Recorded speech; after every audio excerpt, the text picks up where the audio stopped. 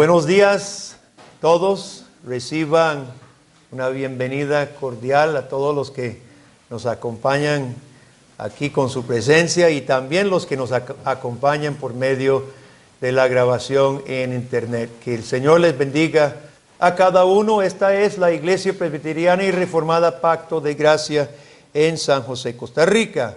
Y hoy tenemos el privilegio de estudiar la palabra de Dios en la carta de Pablo a Tito en capítulo 2.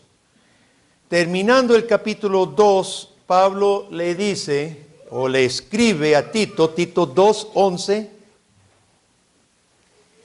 Recuerde que esto viene después de estas cosas. Vamos a hablar ahorita de lo anterior, pero termina Pablo algo que estaba diciendo. Porque la gracia de Dios se ha manifestado para salvación a todos los hombres, enseñándonos que renunciando a la impiedad y a los deseos mundanos, vivamos en este siglo sobria, justa y piadosamente, aguardando la esperanza bienaventurada y la manifestación gloriosa de nuestro gran Dios y Salvador Jesucristo, quien se dio a sí mismo por nosotros para redimirnos de toda iniquidad y purificar para sí un pueblo propio, celoso de buenas obras. Esto habla y exhorta y reprende con toda autoridad, nadie te menosprecie. Si usted fuera pastor de esta iglesia y Dios le hablara directamente, ¿qué le diría Dios que predicara? ¿Qué cree usted que Dios le diría que predicara a esta congregación? Pues no tenemos que adivinar, hermanos. Aquí lo tenemos claramente.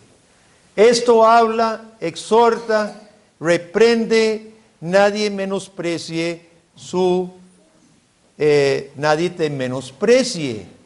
Hay algo importante que Dios quiere que su iglesia sepa, que sea recibido, pero no siempre, hermanos, este algo es recibido ni entendido.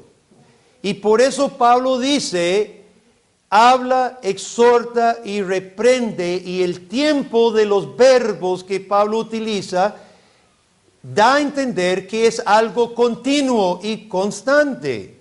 En el griego casi se da a entender lale, paralale y elenge. Habla, reprende, exhorta. Lale, paralale, elenge, hasta que suena como algo que se debe seguir haciendo. Hay algo que el pueblo de Dios ocupa oír una y otra vez.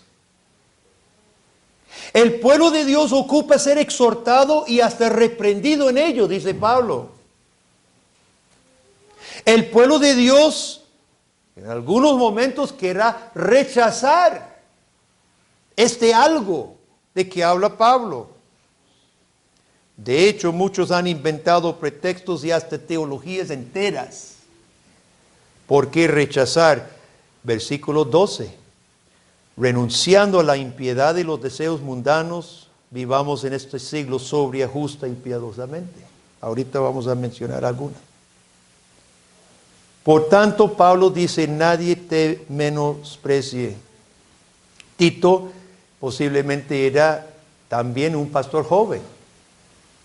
Pablo le tuvo que decir a Timoteo, nadie desprecie tu juventud.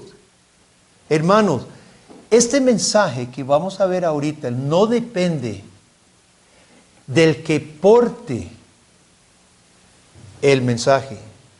No depende ni que Tito sea joven, ni que Guillermo sea viejo y medio calvo y feo. Este mensaje viene de Dios. Y por eso Pablo le dice a Tito, no tenga miedo, no se avergüence, que no te menosprecien, o sea, no se calle porque te menosprecien, habla, exhorta y reprende. ¿Y qué es esto, hermanos? Bueno, lo vimos en los versículos 12, 13 y 14. La meta divina de la salvación siempre ha sido, podemos resumir, renunciar a la impiedad y los deseos mundanos. Versículo 12.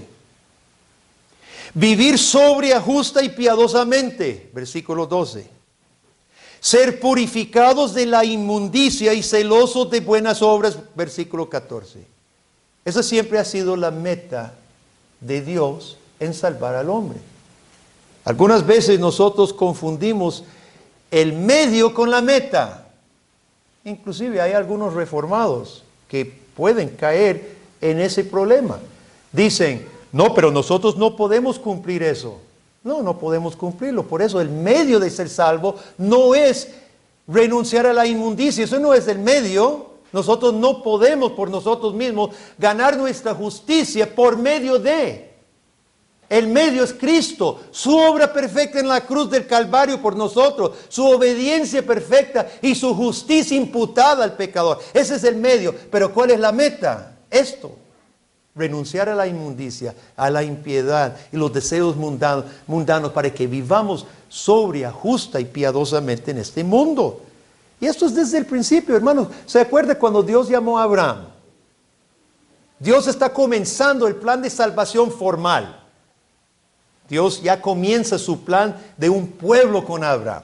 Y en Génesis 17, versículo 1 leemos, y Dios le dijo a Abraham, yo soy Dios Todopoderoso, anda delante de mí y sé perfecto. Esto ha sido la meta. Dios toma el pecador y nos conforma otra vez a su imagen. Zacarías, después se acuerda de Zacarías y Juan el Bautista y no pudo hablar los 9 meses y cuando finalmente nace Juan y él dice su nombre, Juan puede hablar. ¿Y qué es lo que canta Zacarías? Se llama el canto de Zacarías. Zacarías dice en Lucas 1, 74 y 75, que librado de nuestros enemigos, él está alabando a Dios, orando a Dios, y dice, que librado de nuestros enemigos, sin temor les serviríamos en santidad y en justicia delante de ti todos nuestros días. ¿Cuál es el propósito de venir Jesús? Servir a Dios en santidad y justicia, sin temor, todos los días de nuestra vida. Mencioné que lamentablemente círculos que se llaman iglesia han creado sus propias interpretaciones de la meta de la salvación. Ya es bien conocido la mal llamada teología de la prosperidad. Piensa que la meta de Dios al relacionarse con nosotros es complacernos a nosotros mismos. Es hacernos felices a nosotros, siempre bendecidos, sanados, darnos dinero y bienes. Por otro lado, la corriente liberal dice la meta de la salvación es dignidad y respeto ante el mundo. La iglesia debe tener dignidad y respeto ante el mundo. Por eso los liberales se acomodan al mundo. Lo que el mundo quiere, los liberales lo hacen. Y es por eso que Pablo dice, exhorta, reprende con autoridad. Porque el mensaje de Dios, hermanos, no es lo que la gente quiere oír por naturaleza. Más bien el mensaje de Dios es lo que la gente no quiere oír.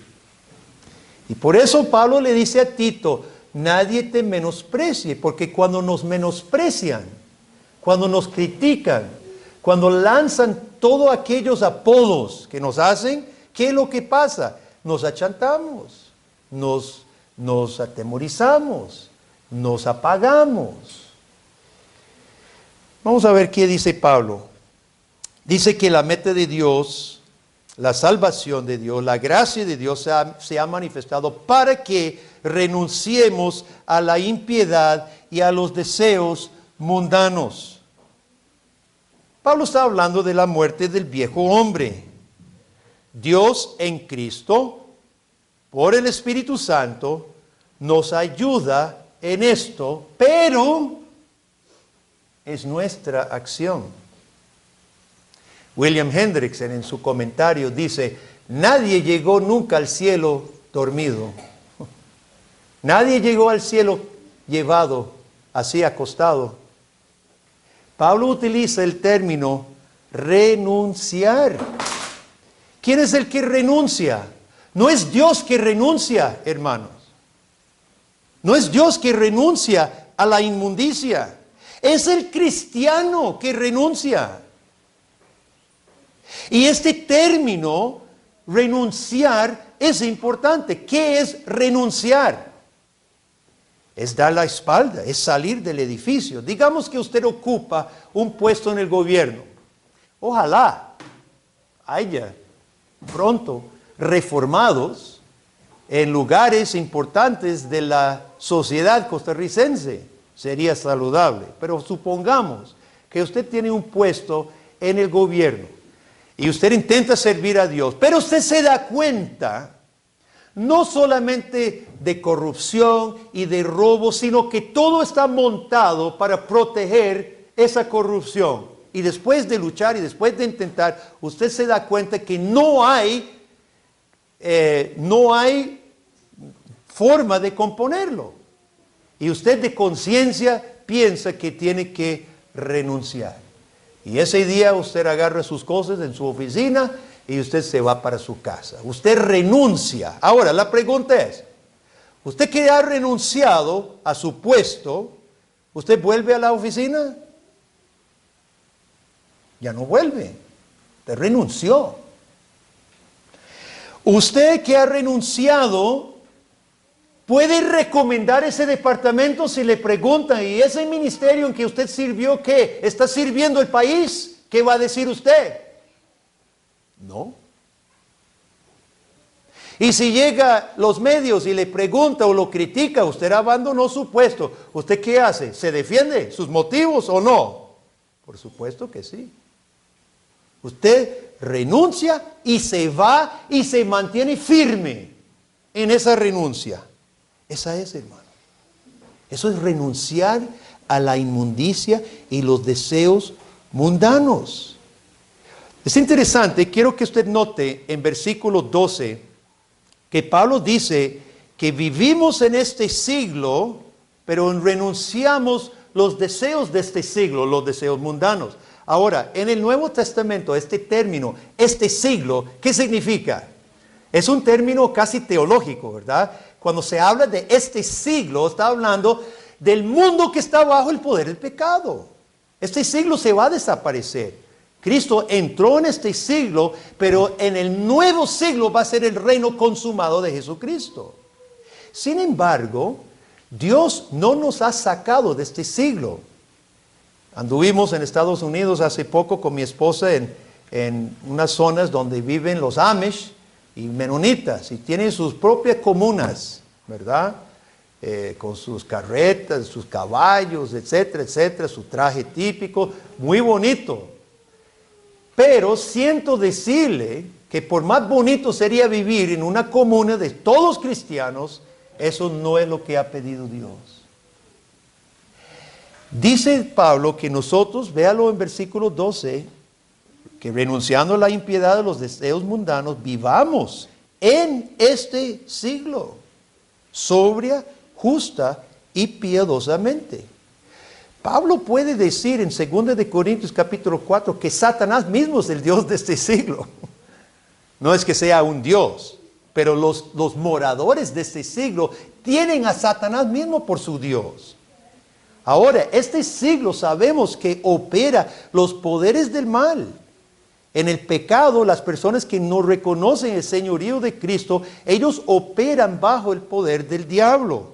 Nosotros no hemos sido raptados todavía. Bueno, por lo menos los que estamos aquí no hemos sido raptados. Ni lo vamos a hacer hasta que Cristo venga. Mientras tanto, estamos en este siglo, claro, rodeados del pecado, rodeados de las tentaciones, rodeados del bombardeo del mismo maligno. Dios nos ha dejado en este siglo, hermanos, pero para que renunciemos a la impiedad y los deseos de este siglo, los deseos mundanos. El propósito de Dios es el que el cristiano no espere hasta el cielo. para ser purificado, sino que en este mismo siglo malo empecemos a renunciar y vivir sobria, justa y piadosamente. ¿Qué son estos términos impiedad y piedad? Hemos hablado, ¿verdad?, que ya no se le pone a las niñas piedades. Antes se le ponía ese nombre, piedades. Y nosotros casi nunca utilizamos el término impiedad. Tal vez diremos ese impío, tal vez, ¿verdad? Pero ¿cuándo fue la última vez que usted pidió oración por mi impiedad? Por lo menos yo no he leído en ninguno de los papeles de oración, quiero que ore por mi impiedad. Es necesario que definamos qué es la impiedad para saber a qué estamos renunciando, hermano. Lo primero que notamos es que impiedad es contrastada con la piedad. Entonces aquí hay opuestos. Si nosotros vivimos piadosamente en piedad, la impiedad es lo contrario, es lo opuesto. Y de eso se trata la vida cristiana, antítesis. La vida cristiana no es aquella, confusión. Decimos en Costa Rica, ni chicha ni limonada. Con un pie aquí, un pie allá. Esa no es la vida cristiana. Es que renunciemos a una cosa para vivir según otra. Ahora, Pablo en Romanos capítulo 1 dice que por causa de la impiedad, la ira de Dios está derramándose sobre la tierra. Esto quiere decir, hermanos, que la impiedad es grave. A los ojos de Dios, la impiedad es grave. ¿Qué es la impiedad? Pablo lo describe en el resto del capítulo 1. Es, habiendo conocido al Creador, por la creación, su divino poder, su omnipresencia, es conocido. Habiendo conocido al Creador, negarlo. Y no solo negar su lugar, negar su gloria, sino adorar. Poner en lugar de Dios las cosas creadas.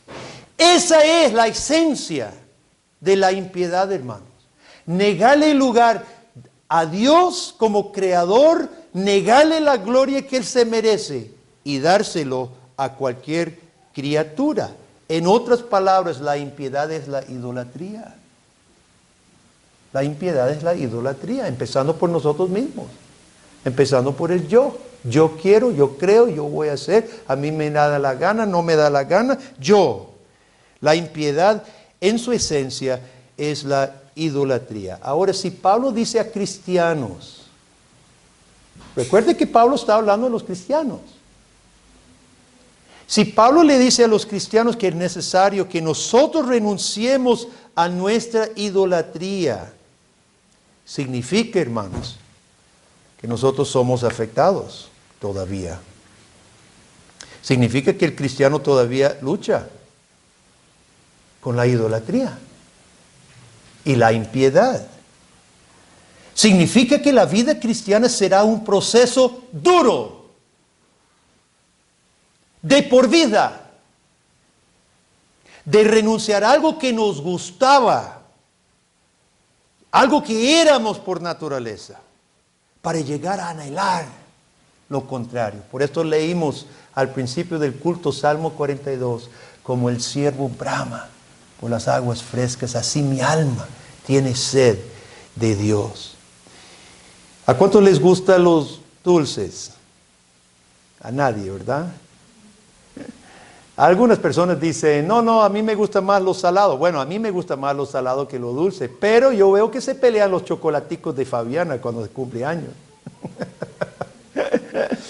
A todos nos gusta alguito, lo dulce.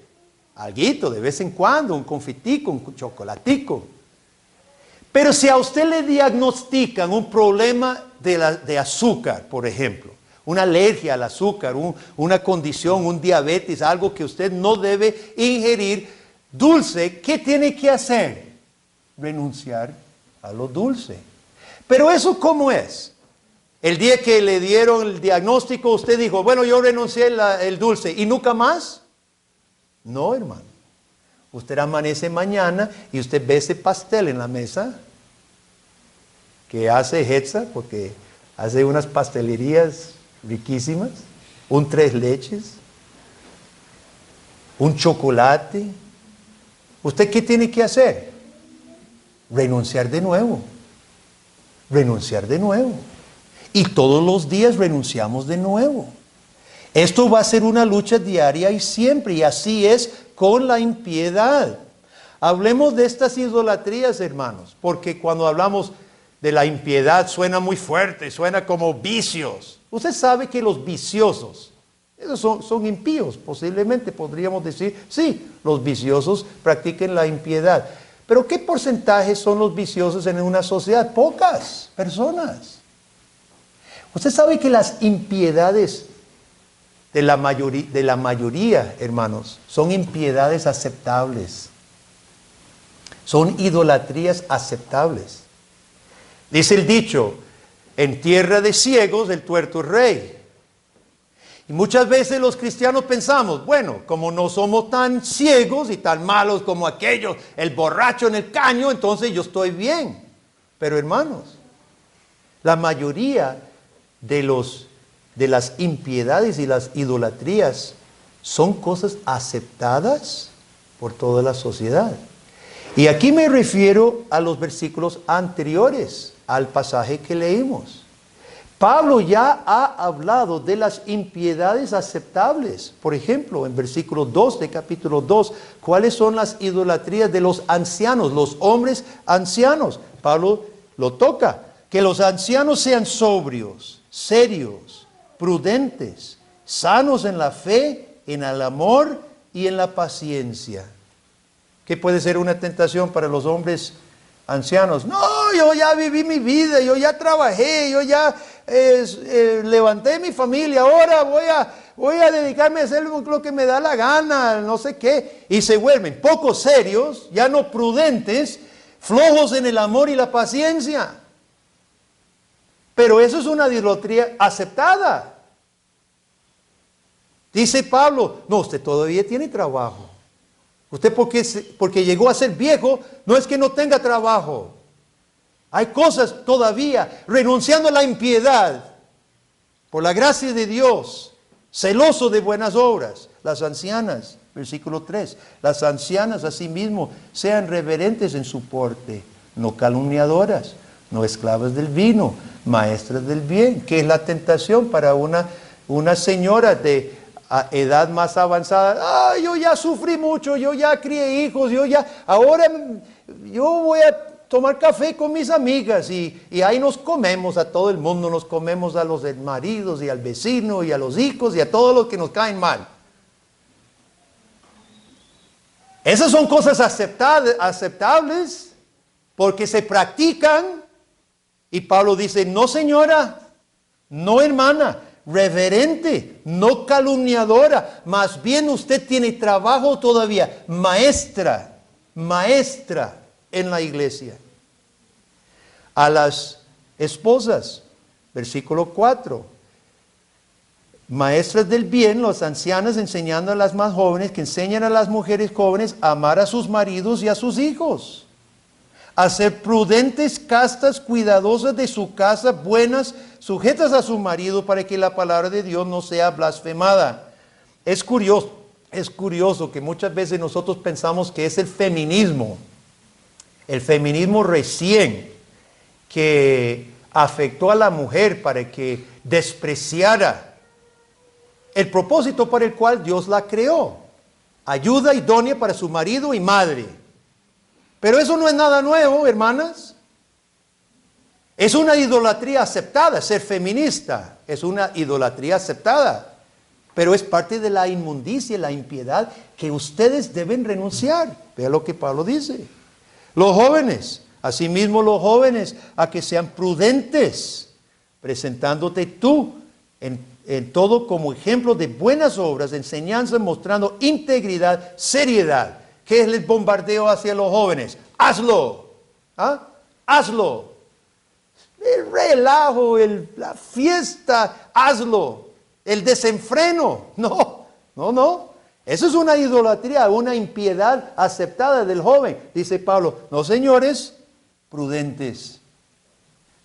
Y finalmente a los siervos, que podríamos decir los empleados, ¿verdad? Que se sujeten a sus amos, que agraden, no sean respondones, no defraudan. El punto de esto, hermanos, es esto. No solamente porque yo no sea un borracho tirado en el caño, no significa que yo no tenga impiedades a que debo renunciar. Y lo mismo usted. Muchos de nuestros defectos son cosas totalmente aceptadas por la sociedad de este siglo. Y la tentación es que nos conformemos a este siglo y nadie te va a criticar.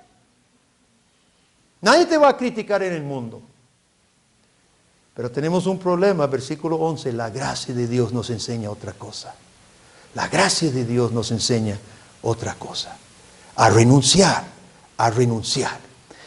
La pregunta viene, pastor, ¿cómo? ¿Cómo? ¿Cómo renuncio a esto? Tal vez algunos, al leer las cosas que acabamos de leer, tal vez hay alguna persona aquí que ya dijo en su mente, no quiero renunciar a eso. Tal vez alguien dijo, yo no quiero renunciar a eso. No me gusta. O tal vez otra persona dijo, no puedo. Yo siento incapaz de renunciar a esto. Bueno, las dos cosas seguramente son ciertas. A veces ni queremos y por nosotros mismos no podemos. ¿Sabe cómo describe la Biblia al hombre natural sin Dios? En Isaías, en Jeremías 2:13 dice que el impío ha dejado la fuente de agua viva y fue y cavó cisterna. ¿Sabe qué es un cisterna? Es un estanque. Dice que el impío dejó la fuente de agua viva. Ahí está saliendo de la tierra agua fresca, rica. Dejó la fuente de agua viva. Dice, no, eso no me interesa. Yo voy a hacer mi propia agua. Y hace un estanque roto. Cisternas rotas que cuando le cae el poquito de lluvia se va porque está roto. Así se describe el hombre sin Dios, hermano. Inútil, incapaz, impotente. Isaías 29:8 dice, ¿sabe cómo es el hombre sin Dios? Sueña que comió y se sació, pero se despierta y todavía su estómago está vacío.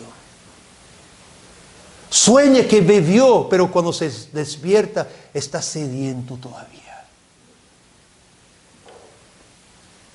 La impiedad y la idolatría no solo ofenden a Dios, sino deja al hombre y la mujer vacíos, hambrientos, sedientos y moribundos.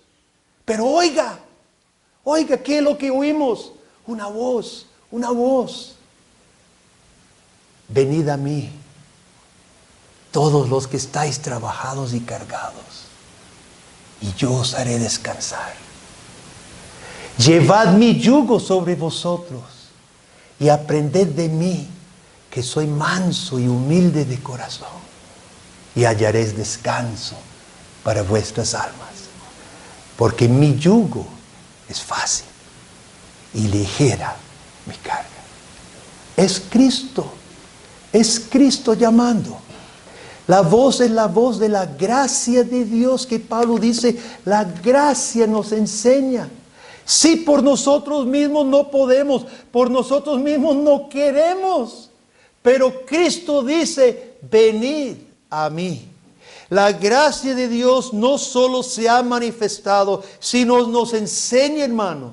Venimos a Cristo y nos enseña cómo renunciar a la impiedad. Aquella impiedad que usted no quiere renunciar. La gracia de Dios le enseña cómo renunciarla. Aquella impiedad que usted no siente fuerzas en contra. La gracia de Dios le capacita. La gracia no merecida de Dios, hermano. La gracia que tuvo que venir del cielo. La luz que resplandece en las tinieblas. El agua que sale de la roca. Es la gracia imposible para el hombre. Pero gracia divina que Dios ha enviado. Por más duro el corazón, por más rebelde la persona, Cuando la gracia de Dios lo toca, nada, ni nadie lo resiste. Los Naamanes, capitanes del ejército enemigo, cuando se topan con la gracia de Dios, se vuelven a casa mansos y creyentes. Los Pablos, asesinos de cristianos, se vuelven los mejores predicadores de Cristo. No hay corazón, no hay alma que resiste el poder divino de la gracia de Dios cuando Cristo es recibido por fe. Hemos repasado las obras del mundo, hemos repasado las impiedades que no llenan, solo matan. Pero hemos leído de la gracia de Dios en Cristo que se ha manifestado para sacarnos de la impiedad y para que vivamos sobria, justa y piadosamente. El próximo domingo yo quiero tocar este punto más, hermano, la gracia de Dios. Vamos a terminar este pasaje. Por hoy solo falta una pregunta. ¿Ha conocido usted esta gracia de Dios? ¿Ha conocido esta gracia de Dios? ¿Siente esta gracia, este poder de Dios en su corazón? Si usted me dice, Guillermo, no, le tengo buenas noticias hoy. Jesucristo tiene los brazos abiertos y le dice a todo pecador, todo impío, venid a mí. Y Jesús dijo, el que viene a mí, no le echo fuera, no le echaré fuera. Venga con corazón contrito y humillado en fe, y Cristo te recibirá, y recibirás aquella gracia que sobrepasa todo entendimiento. Si usted dice, sí, yo conozco esta gracia, yo he conocido esta gracia, entonces te tengo buenas noticias también. Una vez más, Dios nos ha recordado de esta gracia. Esto habla, exhorta y reprende, dice Pablo, recuérdales de la gracia de Dios. Y hemos sido recordados de la gracia de Dios en esta mañana, ¿cierto o no? Hemos sido recordados de la gracia de Dios. Y hemos sido recordados de lo que Dios va a hacer por esa gracia, ayudándonos a renunciar a la impiedad, a los deseos mundanos, para que vivamos para Dios, para su gloria, para la honra de Jesucristo, viva, sobria, justa y piadosa. ¿Qué les parece, hermanos? A Dios la gloria. Amén. Oremos. Gracias, Señor, por tu palabra. Gracias por tu gracia en Cristo Jesús. Gracias por la obra que tú estás haciendo mediante tu Santo Espíritu, oh Dios, tu gracia que nos enseña cómo renunciar a la impiedad y a los deseos mundanos para vivir para ti, para tu gloria, para tu honra, para el nombre de Cristo que nos ha redimido, vidas sobrias, justas y piadosas. Oh Dios, recibe la gloria, obrando en nosotros lo que es digno y lo que es conforme a tu voluntad. Lo pedimos en el nombre de Jesucristo. Amén.